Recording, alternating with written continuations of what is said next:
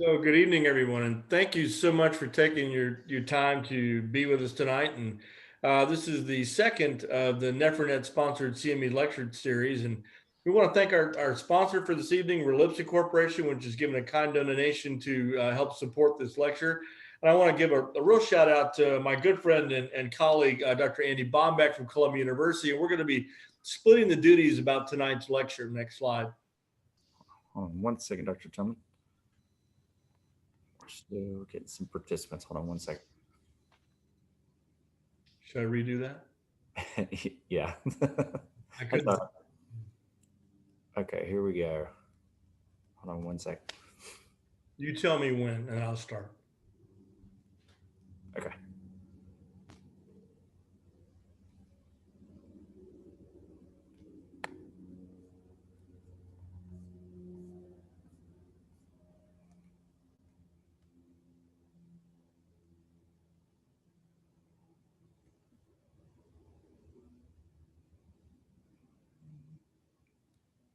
We're still waiting. 1 second. Excuse me. Get that cough out of the way. All right, you can go. Well, good evening, everyone. I want to thank you for taking time out of your busy schedules to participate in what is now the second NephroNet sponsored CME lecture series. And I want to thank our sponsor for tonight's talk, the Relipsy Corporation, which gave a nice kind and generation funding for tonight's CME lecture. And I want to put a shout out to my good friend and colleague, Dr. Andy Bomback from Columbia University. And he and I are going to be splitting duties tonight on tonight's topic. So as this slide demonstrates, what we're going to go into is something I think that we all know about, but maybe not think about enough, which is the concept of aldosterone breakthrough. We're going to go over its physiology and the nephrotic range proteinuria and how it affects progression in diabetic nephropathy. Next slide.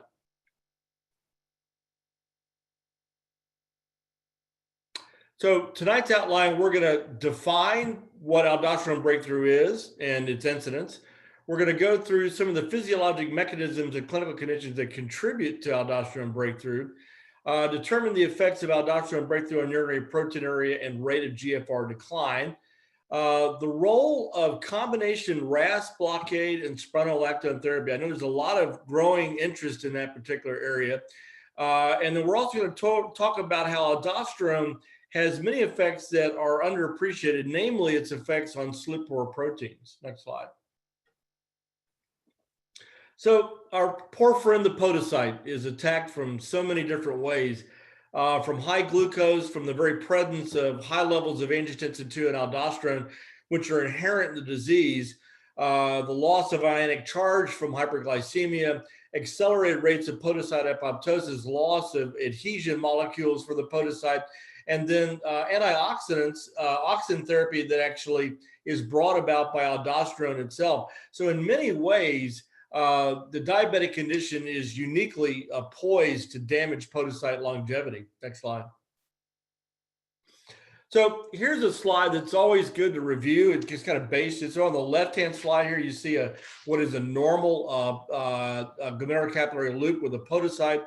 Very healthy looking podocyte extensions and SLP4 membrane processes. And to the right, you see basically a totally effaced podocyte. Its morphology has changed, it's flattened up, it's obviously withdrawn its podocyte membrane and SLP pores. And what you see below that is exposed basement membrane, which we know from Stuart Shanklin's and a number of our labs' work is the nidus by which there is adhesion of a capillary loop to Bowman's capsule and the beginning of a sclerotic process. Next slide. So this is from Stuart Shanklin's data, and this looks at a normal glomerulus on the left. So you see, as our pathology friends like to call, light and wispy glomeruli with normal mesangium. And then on the right, in early stages of diabetic nephropathy, the upper right, you see a mesangial expansum, somewhat thickening of the capillary basement membranes. And then on the lower left, you see the development of overt Kimmel-Steel-Wilson nodular glomerulosclerosis with huge mesangial expansion, which is collapsing adjacent glomerular capillary loops. And then to the bottom right, you see what is effectively an end-stage glomerulus from diabetic nephropathy, which is our objective to never let our patients hopefully get to that level. Next slide. So what is this aldosterone breakthrough? What are we talking about here? Next slide. So aldosterone breakthrough is a phenomenon where serum aldosterone levels climb to at least baseline or more than 10% over baseline levels when somebody's being treated with maximum ACE or ARB RAS blockade. Next slide.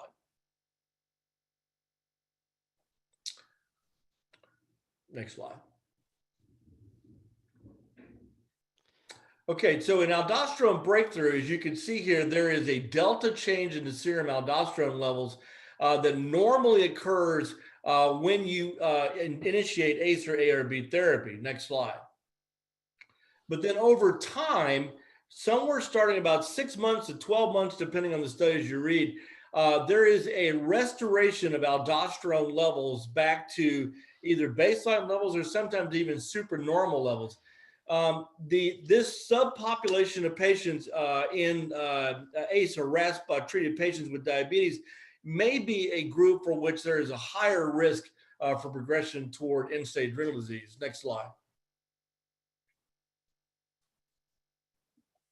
So Dr. Bomback is going to go over this next set of slides, and he's going to review how prevalent the aldosterone breakthrough by a number of studies. Andy, do you have that? Yeah, thanks, Jim. So this is a review that we did a little bit more than 10 years ago where we tried to estimate what the prevalence of aldosterone breakthrough was. We looked at a number of studies across a bunch of different populations. Some of these were nephrology studies, some of these were cardiology studies. But essentially what we saw was a similar rate across most of the studies, which comes out to about 35 to 40% of patients who are put on an ACE or an ARB will show evidence of aldosterone breakthrough roughly 6 months after initiating the therapy, which is really a startling number to suggest that about a third of the patients that we put on an ACE or an ARB will have some degree of breakthrough where you're not suppressing the RAS system as much as you would like at the 6-month mark. Next slide. And this, again, was a phenomenon that we summarized about 10 years ago, but it was something that had been described first almost 40 years ago in the diabetic population, where again, the use of ACE inhibitors and ARBs has become common-stay therapy, and yet there are some patients who progress despite being on the mainstay therapy. And this study sort of looked at why that might be the case and showed that over 12 months, aldosterone levels were paradoxically rising in some of these diabetic patients, in some cases, twofold levels higher than what the aldosterone levels were prior to treatment. So it's almost like the treatment is stimulating aldosterone production. Next slide. And so studies have looked at whether ACE inhibitors or ARBs have different rates of breakthrough. This is one of the larger studies, again, looking at aldosterone escape here. I prefer the term breakthrough than escape. And the reason why is that there's another use of the term aldosterone escape that's been used in the literature, which is essentially a natriuretic escape from hyperaldosteronism, which is a completely different entity. So I would actually recommend that we use a more consistent term of aldosterone breakthrough. But when the phenomenon was first being described, a lot of the investigators were using this term aldosterone escape. So you'll see it used synonymously. But in this study, they were looking at how aldosterone would break through in patients treated with candesartan and valsartan. And here the idea is, if you do break through, could you use a mineralocorticoid receptor antagonist to treat those patients? Next slide. So what you can see here is that prolonged reduction in urinary albumin excretion in patients who do not get the aldosterone breakthrough is exactly what you would expect in a patient treated with an ACE or an ARB. We put our patients on these drugs to get that expected drop in proteinuria. And again, you'll see this in about 2/3 of your patients that you put on an ACE or an ARB. Next slide. But what was very interesting was that the patients who did have breakthrough, they have an initial drop in proteinuria, but then it bounces right back. And that's what we traditionally would call refractory proteinuria in the clinic. And this refractory proteinuria, it turns out, is due to aldosterone breakthrough. So you're getting that initial response, but then it goes away. And it goes away because we think the aldosterone levels are rising again. And what you'll hear about later in this talk is that aldosterone has a very pro-fibrotic, pro-inflammatory response at the glomerulus, and that's leading to excess proteinuria, independent of blood pressure. It's a pure hormonal effect. That's why when you add spironolactone to these breakthrough patients, you see a very nice drop in proteinuria. And that's really the rationale that you'll hear about adding MRA therapy to ACE inhibitors and ARBs. It's really to target those patients that are breaking through the ACE and the ARB. Next slide. One of the questions that's been posed is, does it depend on the specific RAS inhibitor? Will you see more breakthrough with an ARB versus an ACE versus a renin inhibitor, for example? Next. And that's really sort of getting to the mechanism of a breakthrough. And I think, Jim, this is where you're going to take over for a little while. Yeah, thank you. So let me just also kind of reemphasize what Andy was saying, is that, that it's really important for the audience to realize that, aldosterone, so we all tend to think of it as a blood pressure and potassium regulating agent, which it clearly is. But with regard to the glomerulus, its enemy number one, right up there with angiotensin 2, it directly promotes podocyte apoptosis. It promotes fibrosis that Andy talked about. And so for me, I tend to think of this as a pathway. It's a bedrock that we want to try and get these patients on as many agents that can block this fibrotic process as possible. And which agent we use does make a difference. So this is George Bockrus's paper published a number of years ago, looking at a sub-analysis of the Amadeo trial, where he compared a long-term versus a short-term AR blockade in 860 patients that were type 2 diabetes. And so they randomized patients 1-to-1 to telmisartan versus losartan. Now, to remind you, we often treat losartan as a twice-a-day drug, and in fact, it's really not. The binding time to the Ang1 type 1 receptor is about 2 hours, whereas telmisartan is actually much closer to being a true 24-hour drug. And so you get this nice separation between these two classes of drugs, and you see a big difference. Next slide. So in terms of their ability to control blood pressure, there wasn't any difference. The two lines are virtually superimposable for both systolic and diastolic pressures. Next slide. But then when you look at the effects on the change in urinary protein levels, in fact, you see that telmisartan is more effective than losartan. And the first criticism will be, well, if it's a longer half-life drug, of course it is. I mean, that's not to be expected. But the next data is what really is most interesting. Next slide. And this demonstrates that, in fact, if you look at the aldosterone escape, the patients actually on the losartan had a much higher rate of aldosterone escape than the patients with the valsartan. So, in fact, how long the drug binds to the AT1 receptor makes a big difference. Next slide. Okay, so what physiologic conditions help to drive aldosterone breakthrough? Let's go to the next slide, please. Okay, let's talk about angiotensin 2. So if you remember, if you give a blocker to AR1 or an ACE, the corresponding effect is that aldosterone levels will, in fact, angiotensin 2 levels will correspondingly increase. So this is actually a rat study looking at 4-week-old spontaneously hypertensive male Wistar rats that were treated with either an AT1 receptor antagonist or an AT2 receptor antagonist. They measured blood pressure and the change in angiotensin 2 and aldosterone levels over time. Next slide. And as you can see, if you look at the plasma A2 levels, when you give an ARB blocker, Ang2 levels begin to basically double above baseline levels within as early as 6 weeks. And this is a prolonged effect. When the animals were followed out to 38 weeks, which is basically a lifetime in a rat, you see that the Ang2 levels remain elevated for a prolonged period of time. Next slide.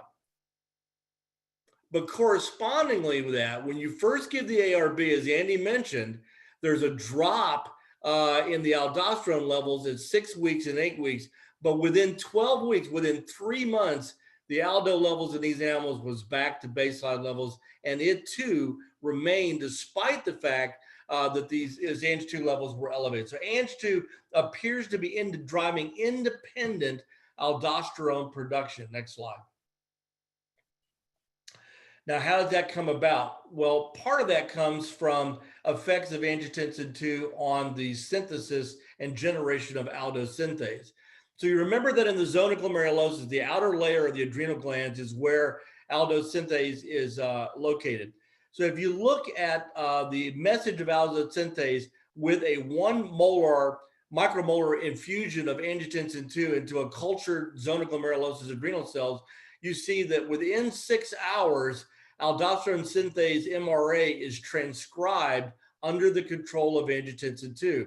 So through a mechanism that appears to be independent of the ARB AT1 receptor in the zona glomerulosa, the Ang2 that rises in the blood as a normal response to ARB therapy directly synthesizes aldosynthase and gives a mechanism by which there is in fact aldosterone breakthrough.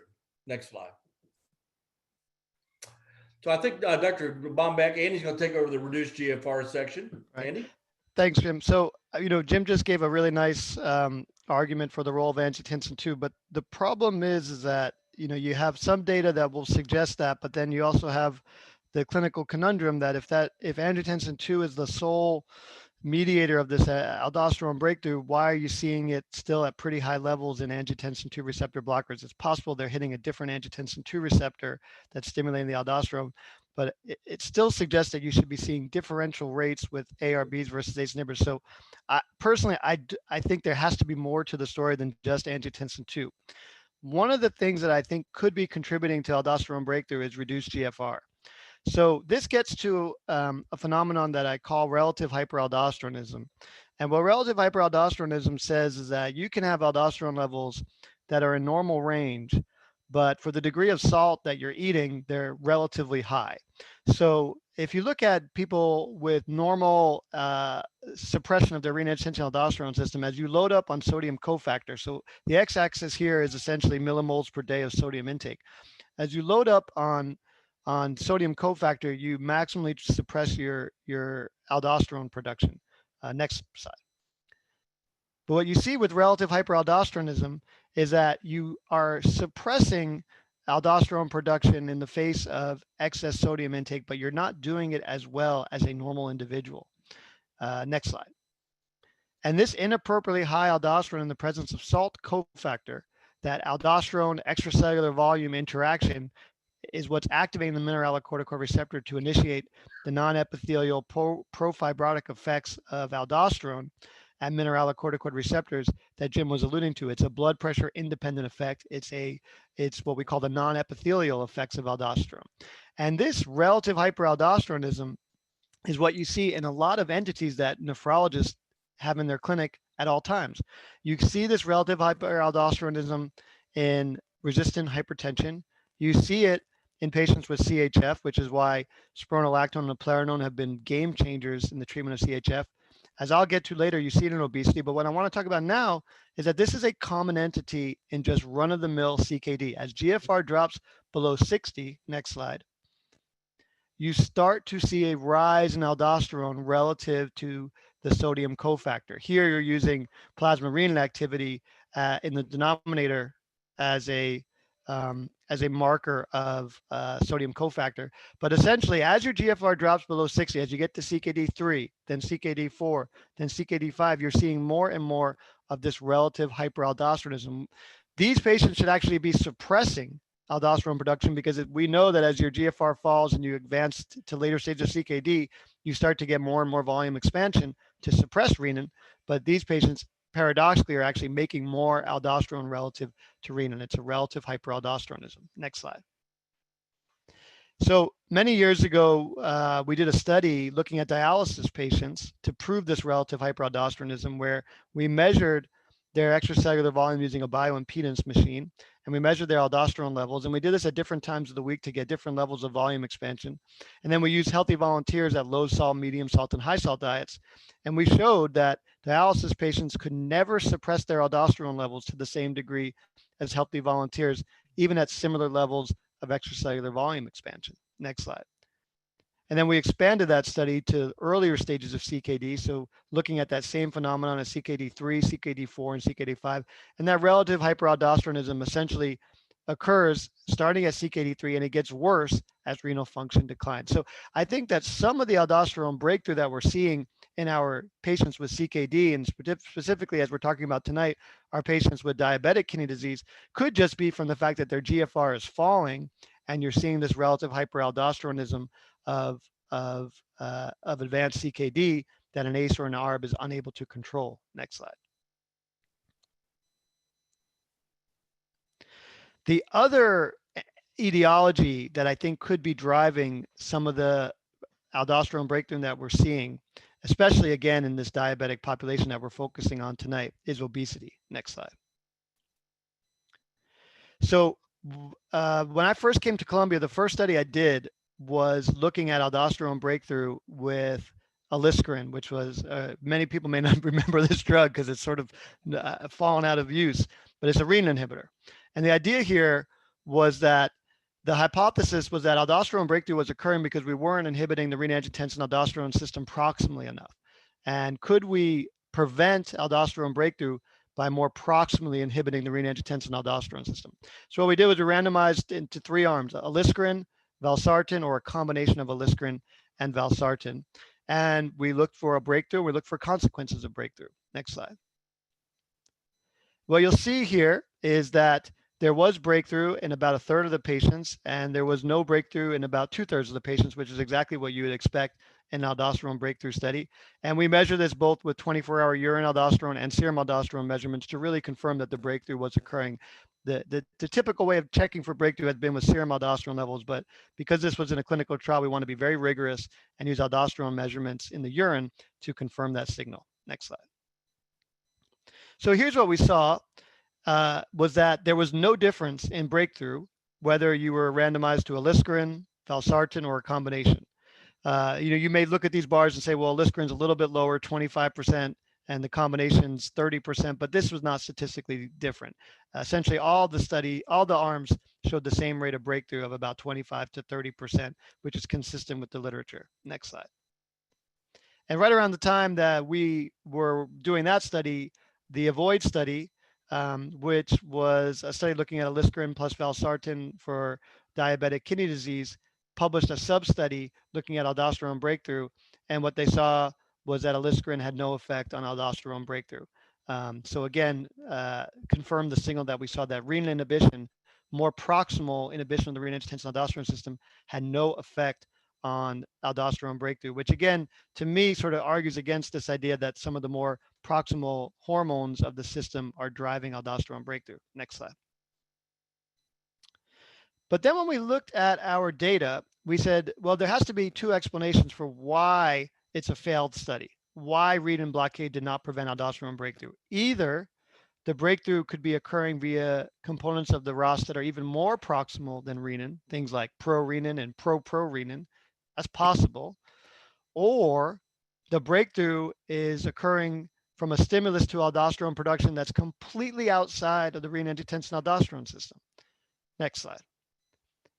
And when we parse out the data, it turned out that there was a signal that was statistically significant, that the group that broke through had a significantly higher BMI than the group that didn't break through. Next slide. And that leads to what I had mentioned earlier, which is this idea that obesity, like CKD, is also a state of relative hyperaldosteronism. Next slide. So what we know about obesity is that the adipocytes, the fat cells, actually produce oxidized fatty acids, they're sometimes called adipokines, that stimulate the zona glomerulosa to produce aldosterone. This is a particularly problematic situation for our patients because not only are you having a hyperaldosterone stimulus from the fat cells secreting these adipokines, but then there is hyperfiltration at the proximal tubule from the obesity that leads to expanded extracellular volume. So you have that really awful matchup of high aldosterone and high extracellular volume that leads to essentially the lesion of secondary FSGS, which you see here. Next slide. What's fascinating is that if you do a study in vitro and you put adrenal cells in forskolin, which here is FSK. Forskolin basically gives you the maximal stimulation of aldosterone production from zona glomerulosa cells. But if you put those cells in a different medium, well, fat cell conditioned medium, so you just put them in fat, they produce aldosterone at the same rate as forskolin. So remember, forskolin is what investigators use in a lab to try to get aldosterone production. You can get that same rate of aldosterone production just by putting a zona glomerulosa cell in fat. So again, it really points to this idea that the obesity state is driving a lot of aldosterone production. Jim told me that next year's NephroNet meeting in September, is going to have an expert on bariatric surgery. Well, one of the things we know about bariatric surgery is if you check aldosterone levels pre-op and you check aldosterone levels a week or two later, they drop by more than 50% for patients who have successful bariatric surgery. So clearly, we know that fat is stimulating aldosterone production. Next slide. So to me, when I think about the stimulants to aldosterone breakthrough, what could be driving, what's the etiology? To me, it's probably multifactorial for many of our patients. I think there's contributions from the low GFR. I think there's contributions from obesity. Both of those things are obviously going to be present in many of our diabetic kidney disease patients. And I think many of them are probably having multiple contributions from multiple etiologies. Now, Jim's going to talk about the role of low sodium diets. I could tell you in New York City, this is not an etiology that I encounter, but we're going to hear from Jim on this. I appreciate that, Andy, and I'll take the sodium diet in Atlanta, Georgia against Nephrology, New York, any time of the week.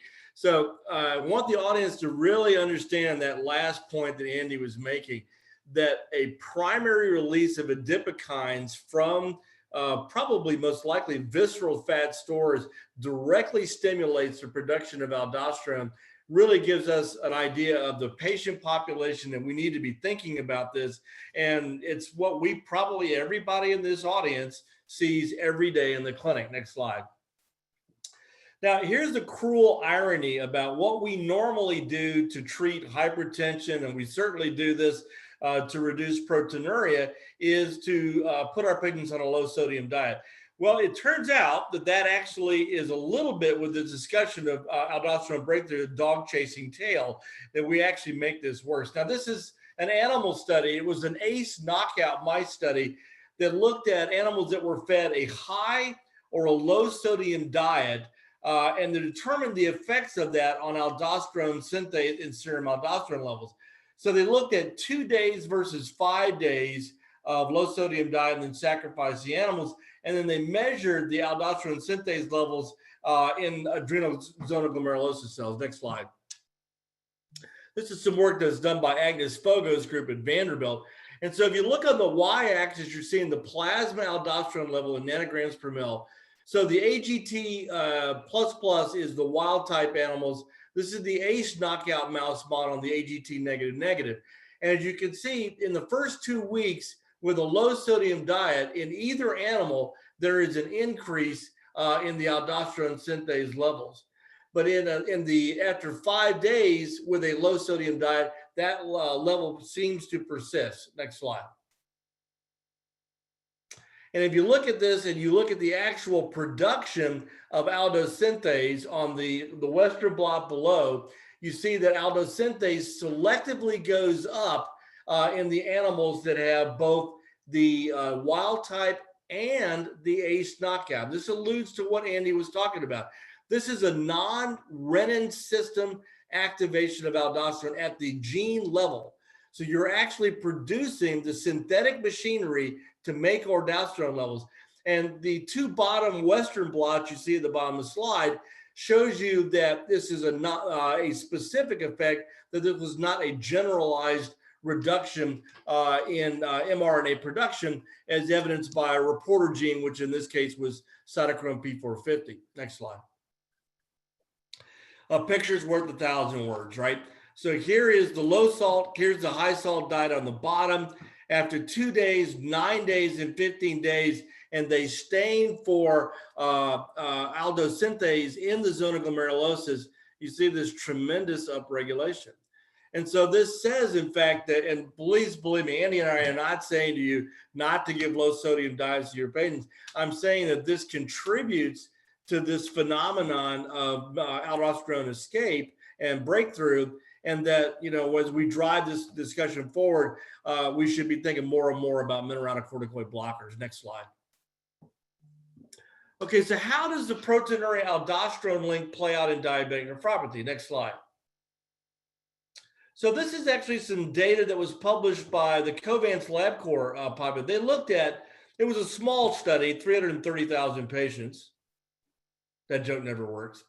And they looked at the range of proteinuria in these patients based on their underlying GFR between a low of 15 to 120 mils per minute.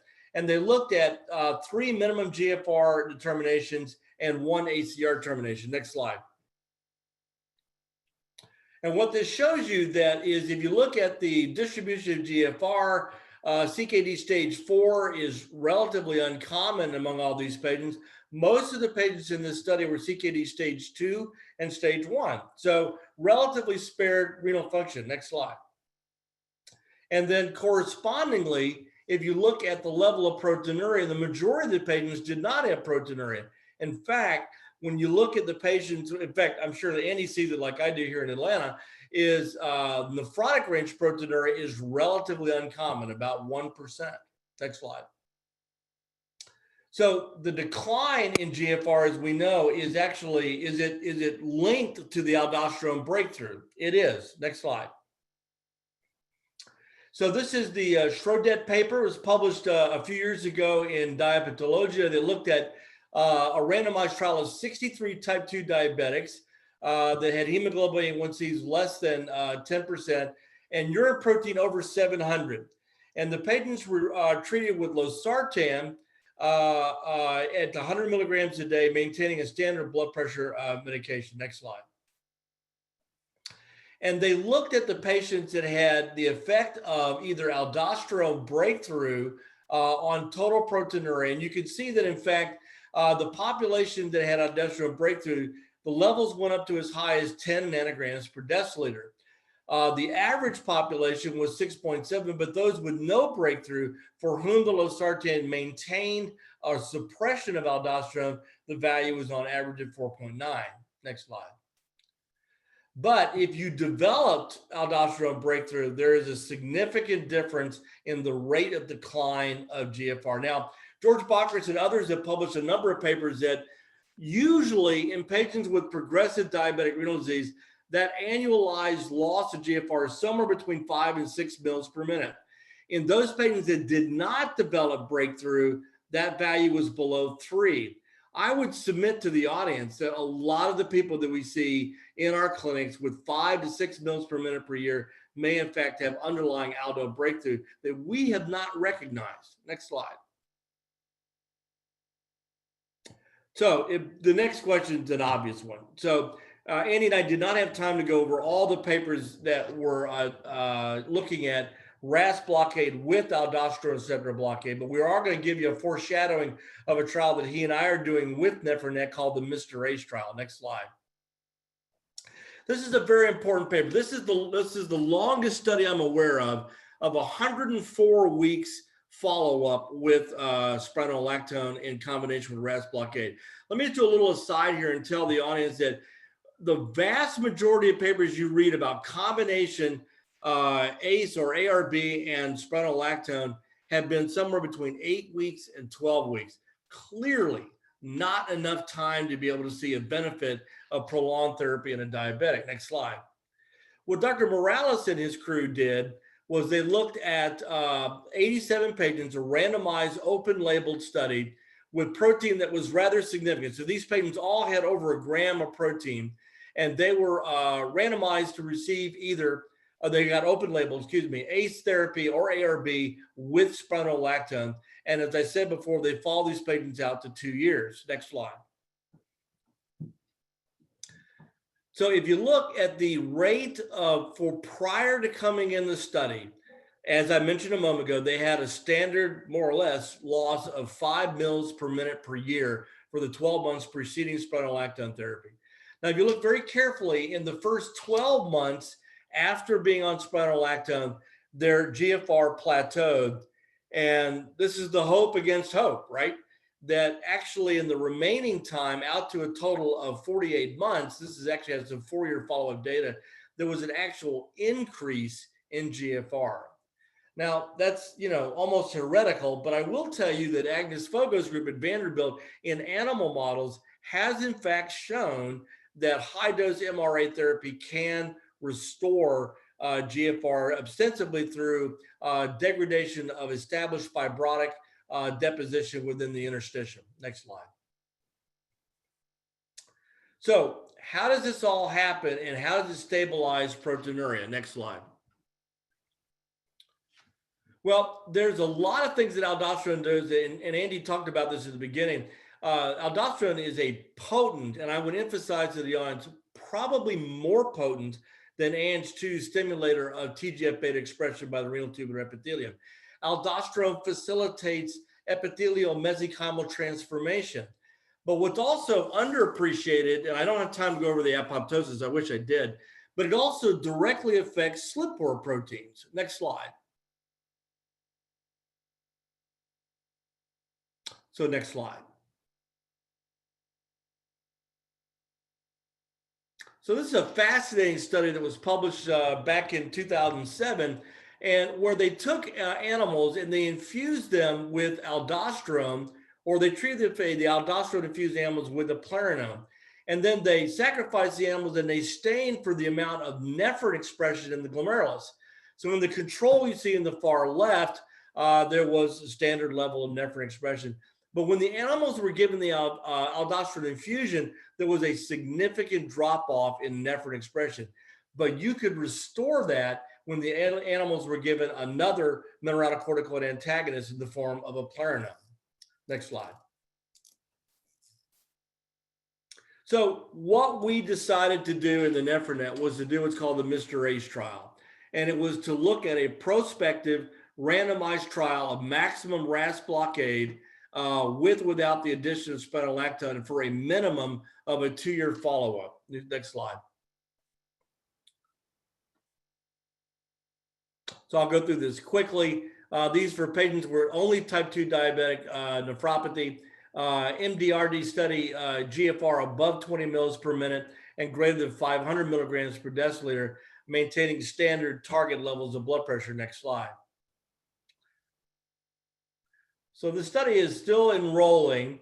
We obviously excluded patients with hyperkalemia. And for those patients that had a potassium level above 5.5, they were treated with patiromer for control of their potassium. Roughly 50% of the patients thus far enrolled in the study have required patiromer therapy. Next slide. So primary endpoint is change in urinary proteinuria at 12 and 24 months. Secondary endpoint was the change in eGFR. I can tell you as a look through and come to the NephroNet meeting in September and you'll see more data. We are in fact seeing a few patients where GFR does seem to be climbing in the second year. So we're pretty excited about that. Next slide. I think next slide, I'll skip this. And let's go on to the next slide. Andy's gonna give us a talk about another timely topic, which is finerenone, which many of you know in the audience is a newer version of the mineralocorticoid antagonist. Andy? I think you're on mute, Andy. I am, yes. So as we await the results from the Mr. ACE trial, we do have the results from and hopefully the Mr. ACE gets published in the New England Journal the same way the Fidelio DKD study was published. That would be my hope, yeah. In the New England Journal. But this is the Fidelio DKD study, which was published in October. And essentially what you should know about finerenone is a 3rd generation mineralocorticoid receptor antagonist. So spironolactone being the 1st generation, a plerinone being the 2nd generation. The plerinone's benefit over spironolactone is that it has far more selectivity for the mineralocorticoid receptor, and it doesn't have selectivity for the estrogen receptor. So the gynecomastia and menstrual irregularities that you can see with spironolactone do not come up with a plerinone. But what finerenone promises as a 3rd generation non-steroidal mineralocorticoid receptor antagonist is lower rates of hyperkalemia, which has been shown in some of the earlier studies with this agent. So potentially all the benefit of a mineralocorticoid receptor antagonist without the worry about hyperkalemia. And what they showed in the Fidelio DKD study is that even though it looks like a modest effect on the survival curves, it is a strongly significant effect because of how large the study is, with an 18% reduction in their primary composite outcome, which includes hard outcomes like drop in GFR of more than 40% and kidney failure. So I do think this confirms in a very large population of diabetic kidney disease that adding a mineralocorticoid receptor antagonist on top of an ACE or an ARB is a very beneficial therapy. You heard from Jim that if you're worried about hyperkalemia, we now have drugs like patiromer that can be used to temper that potential side effect of therapy. What I really want to see out of the Mr. Ace trial is the sub-results of whether the ones who required patiromer had different outcomes than the ones who didn't. Because I've always wondered if patients who do become hyperkalemic on MRA therapy, does that signal to us that they maybe didn't need it as much as the ones who don't become hyperkalemic? Did they not have the same breakthrough as ones who are able to maintain eukalemia on a mineralocorticoid receptor antagonist? So I think that'll be a fascinating sub-study to look at the Mr. Ace results. If about half of them got patiromer, did that group do differently and not as well as the one who didn't require patiromer? But what we know from the Fidelio study is in a very large population of diabetic kidney disease, adding an MRA on top of ACE or ARB is beneficial for our patients. Next slide. When I first got excited about using mineralocorticoid receptor antagonists in patients with CKD who are already on an ACE or an ARB, one of my mentors at UNC, Phil Clemmer, told me, this should be like aspirin. We should be putting every patient with kidney disease on spironolactone the same way cardiologists put every patient with heart failure on an aspirin. And that was at the time based on just a few studies of spironolactone or eplerenone in this population. But we asked the question. This was back in 2009. Will all patients with CKD one day take spironolactone or eplerenone or finerenone? I mean, I think you can add to this title, but I think it's not inconceivable. There's probably going to be a second renal aspirin, which is an SGLT2 inhibitor. But if you think about our patients, just the way a CHF patient is put on aspirin and a statin, maybe 5-10 years from now, every CKD patient is going to be on an SGLT2 inhibitor and a mineralocorticoid receptor antagonist, are two versions of renal aspirin. Next slide. So Jim, I think it's your honor to summarize everything, and then hopefully we'll have some questions. Great. So I want to unashamedly promote the Mr. Ace trial. I want to give the audience a little teaser. And Andy's right. We're looking at a lot of things. We've collected blood, urine, and serum and plasma levels on all these patients every 3 months so far for the past 2 years. One of the things that's interesting is about a third of the patients, and it'd be interesting in the Q&A if people have found this, there's the number of patients that have sterile pyuria in diabetics. So as part of our protocol, every person has above a certain cutoff of urine neutrophils gets an automatic culture. And the vast majority of these people have been culture negative. And so it raises the question about whether another aspect of chronic kidney disease in diabetics is some type of chronic tubulopathy due to perhaps, and this is just purely speculative, a glycosylation of tubular proteins leading to an autoantigen production and a low-grade eosinophilic infiltration of the kidneys. So we're going to be looking at monocyte chemotactic tracting factor. We're going to be looking at eosinophil cytokines as well. So all good stuff. Come to the meeting in September, and we'll talk about that. So in summary and conclusion, I just want to thank you for your time. I want to thank Andy for his excellent review of this topic. Aldosterone breakthrough, you guys got to realize this. It's a real phenomenon. And what's interesting about it is something we can do something about. And we have the tools. Andy mentioned that patiromer and other related rosin binding agents now really makes the usage of these drugs feasible. AT1 blockade through aldosterone causes upregulation of aldosterone synthase, as does low protein diet. People with aldosterone breakthrough do worse, have higher proteinuria, more accelerated GFRs. Spironolactone, the RAS, can block urine protein degradation by up to 40 to 50% above what you get with RAS blockade. And we need more studies like the finerenone and Mr. Ace trials moving forward. So I want to show you one more last slide here before we go for breaks. Next slide. This is my dog, Daisy, the amazing driving St. Berdoodle. Every time she gets in the car, she immediately goes for the driver's seat. So thank you for your time, and we'd love to have some interaction with the audience. Hey, thanks, Dr. Tumlin. Thanks, Dr. Bomback. I wanted to note that Dr. Kumar suggested that obesity is a state of pro-inflammation and a high degree of endothelial dysfunction.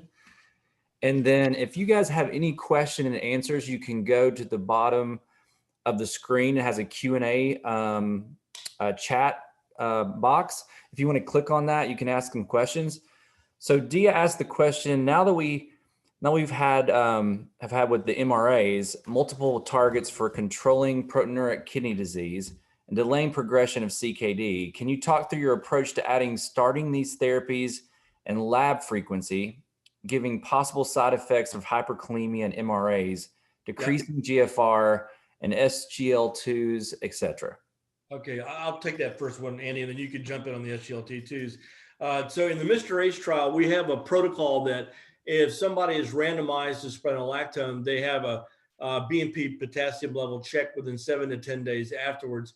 If their serum potassium is above 5.5, they're started on patiromer at 8.4 grams 3 times a week, and then we dial it up to whatever they need to control the potassium. Another person asked, what was the GFR cutoff? So we allowed enrollment down to a GFR of 20. I will tell you that there's 2 people that became hyperkalemia that required us to discontinue the drug, and they were on the low end. And so now we're sort of leaning on trying to enroll patients with a little bit higher GFR. But I can tell you that down to a GFR of 30, we can treat, we've needed to treat with patiromer, but it really has not been a problem. And I'm finding that the most benefit appears to be in those patients between a GFR of 30 and 45. Andy, how about the SGLT2s? Yeah, let me just add one more thing about the hyperkalemia, and I feel like we're advertising a lot of George Backer's papers, but he does have a very interesting paper where he looked at the rise in potassium when you add an MRA to ACE or ARB, depending on your GFR. And in his experience, if your GFR is above 45, the average rise in potassium is 0.2 to 0.3. If your GFR is below 45, the average rise was 0.5 to 0.7. So I usually, when I talk to our fellows about this, I generally say if the GFR is below 45, just assume it's going to go up by 0.7. And that's how you should be sort of preparing for this. Whereas if the GFR is above 45, assume it's only going to go up by 0.3. And if you do that, that will really help you in terms of monitoring for hyperkalemia. For the SGLT2 inhibitors, a lot of this is just education of both the patients and the primary care docs. The GFR will drop initially just the same way you see with an ACE or an ARB. And you have to be prepared for that rise of 10 to 15% in creatinine. And you have to tell them that this is a short-term drop and a short-term loss for a long-term gain. And the evidence has really shown that GFR will stabilize, and you will get the outcomes that we're looking for if you can stay on these SGLT2 inhibitors. So in terms of sequence, the sequence is a little bit off because most of my patients are prevalent patients. And so I'm seeing them when they already have established disease, and I'm saying, well, we need to get you on the SGLT2 inhibitor, need to get you on on an MRA therapy. But I don't think there's any reason why you can't start them both at the same time if you're doing appropriate lab monitoring. I agree. Other questions, Jeremy? We do. So you might have addressed this, but is there a particular cutoff for a CKD stage before you start aldosterone blockade? For example, CKD stage 3 or worse?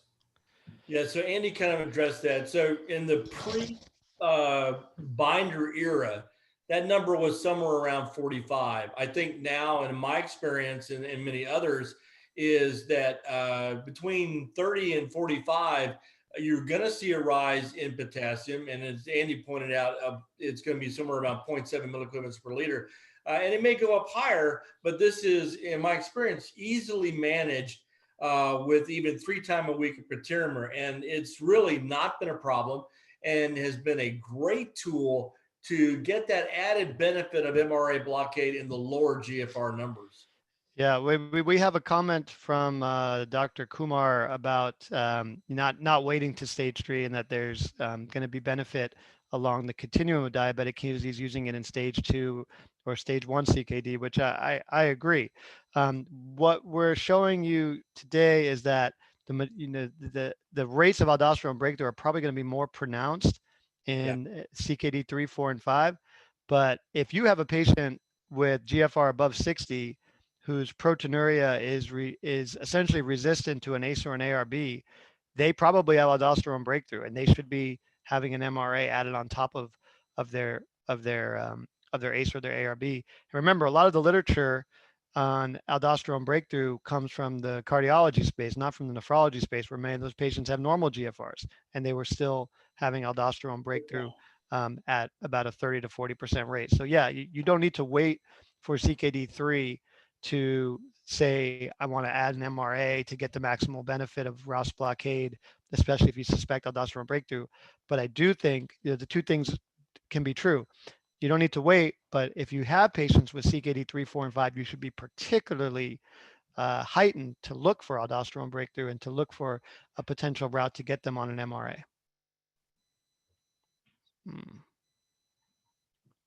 Something happened to my screen. Jeremy, you still there?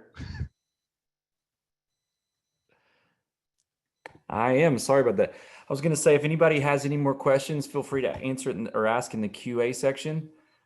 But if not, well, I think last comments, and we can go from here. Yeah. Okay. We have a comment from Sumit Kumar again. So the problem with all the studies in nephrology is that we have proteinuria to measure and titrate, and then Sumar, you got cut off, and we only have just piecemeal. Yeah. Not quite sure what you're asking, Sumit. So one question that probably the audience is wanting to ask is, well, Dr. Tumlin, when will the NephroNet 3 meeting be in Atlanta? Thank you for asking that. It'll be September 16th, 17th, and 18th. And so Sumit says, then we only have proteinuria to measure. Garbage in my books. Well, Sumit, I wouldn't argue with you about that. It's, brother, it's what we have is what we have, and it's not great. But it does. I will say this, Sumit, that it is a measure of the effects of aldosterone on podocyte function. It's the best thing that we have, and I think if anyone takes away a home as a message on this, is that aldosterone is podocyte toxic, and we need to think about podocyte sparing maneuvers and everything we do. Andy brought up the SGLT2s. The other drug coming down the pike, another leg to the stool of CKD management, is going to be the endothelin receptor antagonist. Endothelin, like Ang2, like Aldo, it's pro-fibrotic and hypertensive, and also affects nephrin production.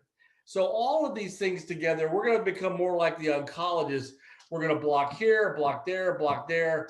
And God willing, we're going to be able to really slow the progression of diabetic nephropathy.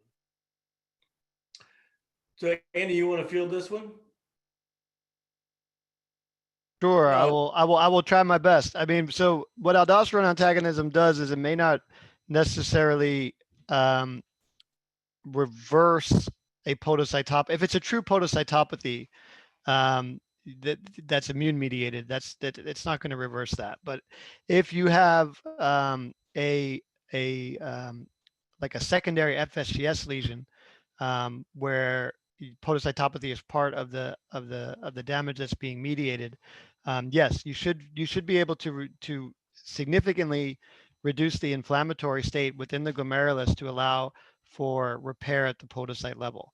And that's why you'll see the drop in proteinuria and the stabilization of the GFR, which is what as Jim was saying, that's why the Morales paper is so important, because if you just it just takes time. It's not going to be a quick fix, but if you follow these patients for 2 years, not only is their protein significantly lower, but their GFR is stable. And actually, in the Morales paper, it got above where they had started out. So it's very hard for nephrologists to say the word reverse, right? Like we're so used to telling our patients we can't undo damage that's been done, but this is a situation where you might get some of that reversal. So Sue, let me add one more thing on so in the animal data, there's a pathway involving a speculated about putative membrane-bound glucocorticoid mineralocorticoid receptor that signals through NADPH oxidase. It causes a local increase in oxidant load within the podocyte and stimulates directly a cytochrome C dependent pathway that leads to podocyte apoptosis. Now, to my knowledge, that's never been proven in humans. But again, extrapolating that from the animal models would give you this idea that, in fact, if that podocyte is viable and it doesn't detach or does not go through apoptosis, there's going to be less nidus for binding to Bowman's capsule and a focal sclerotic lesion formation. So I think we're at the end of our time tonight. I just want to thank everybody. This has been a lot of fun for Andy and I to do. We're so glad that you joined us with us. And hopefully we'll see you guys in Atlanta in mid-September. Thank you very much. Thank you, everybody. Thank you, everybody.